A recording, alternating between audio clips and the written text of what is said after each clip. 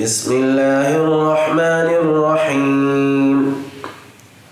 وإذا طلقتم النساء فبلغن أجلهن فلا تعضلوهن أن ينكحن أزواجهن إذا تراضوا بينهم بالمعروف، ذلك يوعظ به من كان منكم يؤمن بالله واليوم الآخر، ذلكم أزكى لكم وأطهر، والله يعلم وأنتم لا تعلمون.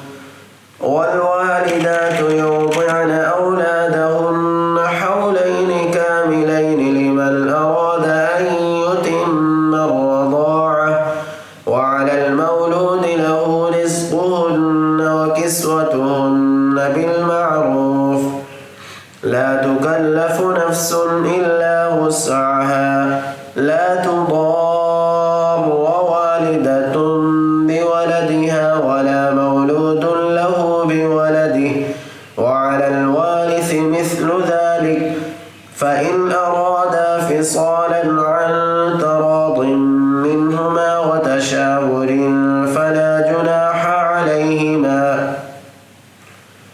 وإن أردتم أن تسترضعوا أولادكم فلا جناح عليكم إذا سلمتم ما آتيتم بالمعروف، واتقوا الله واعلموا أن الله بما تعملون بصير. والذين يتوفون منكم ويذرون أزواجا يتربصن بأنفسهن 4 أشهر وعشرا، فإذا بلغن أجلهن فلا جناح عليكم فيما فعلن في أنفسهن